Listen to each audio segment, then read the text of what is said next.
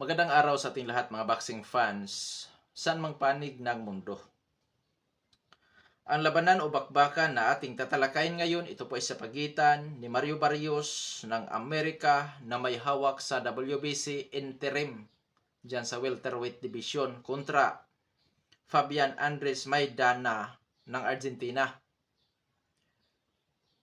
Magsisilbing challenger si Fabian Andres Maidana, kaya naman sinuri ko po kung pang-ilan sa ranking ng WBC ito. At siyempre, ang mas pinakamadali nating mapagkukunan ng impormasyon ay ang boxing scene.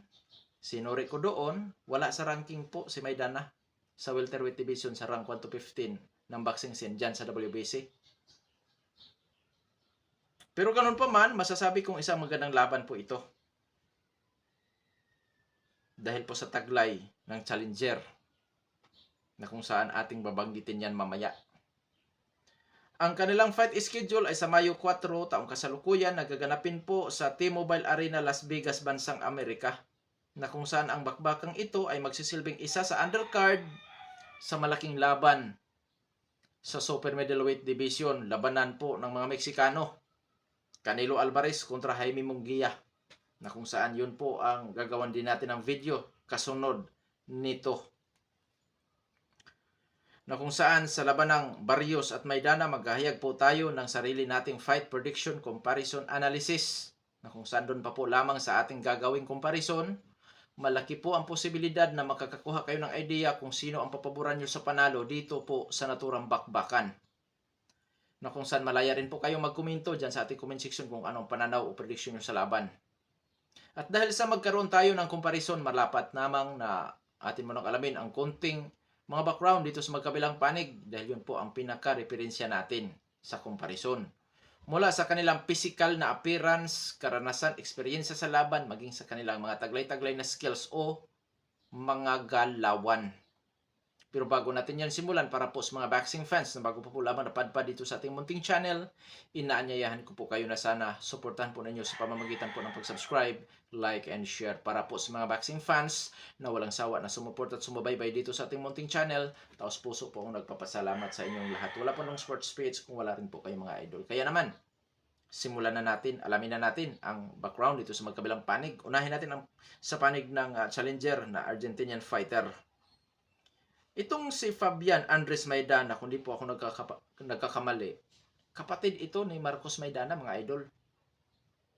Bilang isang professional boxer, itong si Fabian Andres Maidana, may impresibong kartada po. 22 wins with 16 wins coming by way of knockout, may 2 talo. Wala pa nitalang tabla.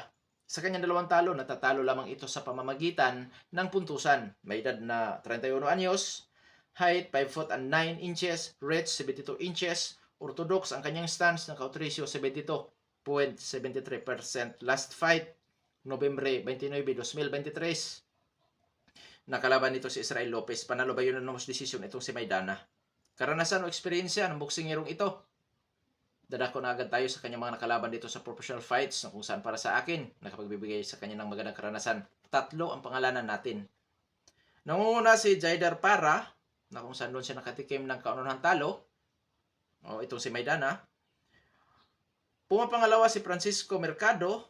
Doon siya rin nakatikim ng ikalawang talo. At yung veteranong boksingero na si Justin Savvy. Yun po ang para sa akin na nakapagbibigay ng magandang karanasan dito kay Maidana. Skills na taglay-taglay ni Fabian Andres Maidana, boxer-puncher po. Pressure fighter style, defensive style, may counter-punching style, lumalaban din sa brulan o tututo na bakbakan. Malimit natin nakikita ito sa defensive style. Pinapanatili ang kanyang distansya sa kanyang mga kalaban. Footwork na kung saan ginagamit ang ring.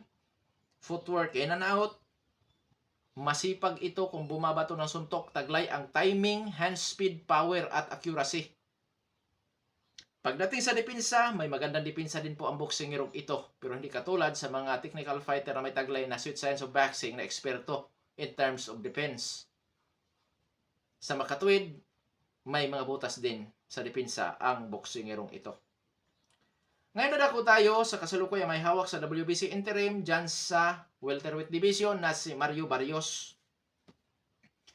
Bilang isang professional boxer, may impresibong kartada din po ito. 28 wins with 18 wins coming by way of knockout. May 2 talo, ngunit wala pang naitalang tabla. Sa kanyang 2 talo, isang beses ito nakatikim po ng knockout or technical knockout. May edad na 28 anyos at ang height 6 foot flat. Reach 71 inches. Orthodox ang kanyang stance. Knockout ratio 64.29%. Last fight, September 30, 2023, nakalaban niya ang dating world champion na si Yordenis Ugas. Nakataya sa kanilang bakbakan ni Ugas ang WBC interim. Panalo si Barrios sa pamamagitan po ng unanimous decision kung saan pinabagsak pa nga niya ang dating world champion na si Yordenis Ugas at binugbog din po niya mga idol. Ngayon, dadako na tayo sa karanasan o eksperyensya nitong si Mario Barrios. Diretso rin tayo sa uri ng kanyang kinalaban sa professional fights. Magalan din po tayo ng 3 boksingero na kung saan nakapagbibigay ito sa kanya ng magandang karanasan. Nangunguna, Gervonta Tank Davis noong 2021. Doon pa po sila lumalaban sa super lightweight division or sa 140 pounds. Na kung saan hawak dati ni Mario Barrios ang WBA regular. Pinaglalabanan nila ni Davis. Doon siya nakatikim po ng talo by 11th round technical knockout. 2022, tumaas ng timbang itong si Mario Barrios. Kinalaban niya ang dating nangunguna sa welterweight division, dating Unified World Champion na si Kit One-Time Turman. Doon siya nakatikim po ng 2 talo sa pamamagitan lang naman ng puntusan. At sa kanyang comeback fight, noong 2023, nakalaban niya ang dating world champion na si Yordenis Ugas, na kung saan yun nga, nakabalikwas na itong si Mario Barrios sa kanyang magkasunod na talo dahil tinalo niya ang dating world champion na si Yordenis Ugas sa isang malinis na unanimous decision. Ngayon, dadako tayo sa skills na taglay-taglay nitong si Mario Barrios. Boxer, puncher din po. Pressure fighter style, defensive style, willing din sa brulan o tututo na bakbakan. May counter-punching style. Taglay ang timing, power, at accuracy. Pagdating sa depensa, may mga butas din po sa depensa si Mario Barrios. Opo. Ngayon, dadako na tayo sa ating gagawing comparison. Unahin natin sa kanilang skills. Parehong boxer-puncher po ang dalawang maglalaban. Na kung saan para sa akin, 50-50 sa comparison. Sa karanasan, sa uri ng kinalaban, lamang po si Mario Barrios ikumpara dito kay Maidana. Sa activity, parehong aktibo ang dalawang maglalaban na kung saan parehong napalaban pa bago matapos ang taong 2023. So parehong aktibo ang dalawang maglalaban. Pagdating sa height, reach, power, kung sino ang yamado, unahin natin sa power. Knockout ratio ni Maidana, 72.73%. Samantala, dito sa Amerikano na si Barrios, 64.29%. So lamang sa power si Maidana, pero may laban po ang Amerikano na si Mario Barrios. Height, reach, kung sino ang may advantage. Mas matangkad po ng 3 inches si Mario Barrios. Ngunit bumawi si Maidana sa reach dahil mas mahaba ang kanyang reach ng 1 inch. Bagamat konti lamang ang diferensya, kung mo nasa comparison tayo, lamang po sa reach ang Argentinian. Ngayon, dadako tayo sa edad. Pareho na sa prime ang dalawang maglalaban. 31 years old si Maidana, 28 years old si Mario Barrios. So ngayon, sino llamado?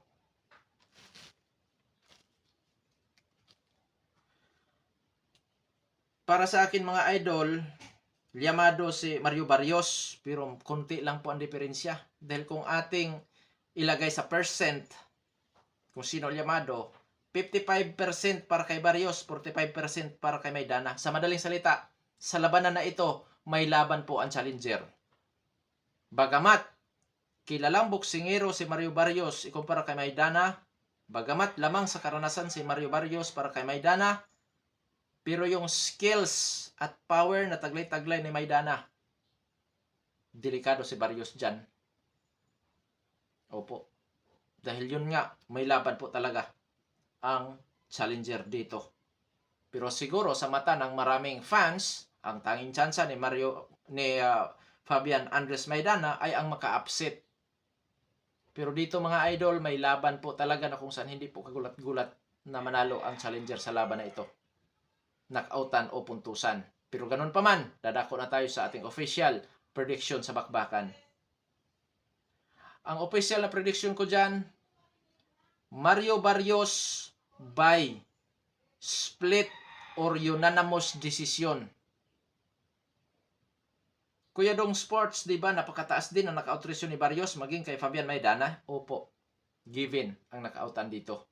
Pero dahil sa wala akong nakitang kahinaan para kay Maidana, so posibleng may panalo lamang ni Barrios ang laban sa pamamagitan po ng split or unanimous decision. Pero sinasabi ko na kanina pa na given ang knockoutan dahil parehong power puncher at knockout artist ang maglalaban. Ngayon, sa panig naman ng challenger na si Fabian Andres Maidana.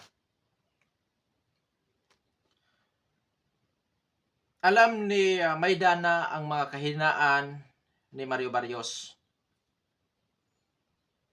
Which is, isa na dyan ang body punch at madali ring bumukol ang mukha nitong si Barrios. Na kung saan po mga idol, bilang isang challenger, bilang isang di kilalang boksingero mapapalaban sa isang kilalang boksingero na katulad ni Mario Barrios, kung gusto talagang manalo ni Fabian Andres Maidana, dapat i-knockout niya si Barrios. Kuya Dong Sports, may chance bang makapagpa-knockout ang challenger? Opo, gamit ang kanyang skills at power. Na kung saan, kinakailangan lang naman ni Fabian Andres Maidana ang magandang adjustment kung paano niya matimingan sa budiga o sa mukha si Mario Barrios, na kung saan may mga kakulangan din po ito pagdating sa depensa. At hindi rin po kagulat-gulat kung sakali gamit ang skills at power ni Fabian Maidana, magawa niyang maipanalo ang laban sa pamamagitan din po ng puntusan, na kung saan posibleng may dominya ang laban gamit ang power at skills. Di yan kagulat-gulat mga idol, may laban po talaga ang challenger. Pero kung gusto talaga niyang manalo at magpakilala sa welterweight division, kailangan manalo siya sa pamamagitan ng isang impresibong panalo, which is yun nga ang pag-knockout kay Mario Barrios dito sa kanilang bakbakan. Na kung saan mga idol, may posibilidad talaga yan na magawa ni Fabian Andres Maidana dito kay Mario Barrios. Ganon pa man, dito sa labanan na ito, siguro ang tingin ng mga international boxing fans, tanging tsansa ni Fabian Andres Maidana ang maka-upset kay Barrios. Which is, para sa akin, hindi upset po yan. Dahil dito sa ating comparison, ay may laban po talaga ang challenger. Hindi lang siya kilala. Hindi lang siya kilala ikumpara kay Mario Barrios. Dahil si Barrios, mga idol, nag-secondary world champion sa super lightweight division, secondary world champion ulit siya dito sa lightweight o sa welterweight division, which is kinalaban niya ang mga matitinding boksingero din dito sa welterweight division maging ang sa super lightweight division. So mas kilala talaga na di hamak si Mario Barrios ikumpara kay Fabian Andres Maidana, na kung saan iisipin ng maraming fans na upset lamang ang tanging tsansa ni Fabian Andres Maidana, na kung saan yun nga, pagdating sa ranking, wala po ito. Pero hindi lahat ng wala sa ranking ay matatalo sa laban. Tandaan nyo yan. This is boxing. Anything can happen. Hindi porkit dihado ito sa paningin ng maraming fans ay talo na kaagad. Kung inyong naalala, ang laban ni Mikey Garcia kay Sandor Martin, sino ang kilala? Diba si Mikey? Pero nagulat si Mikey.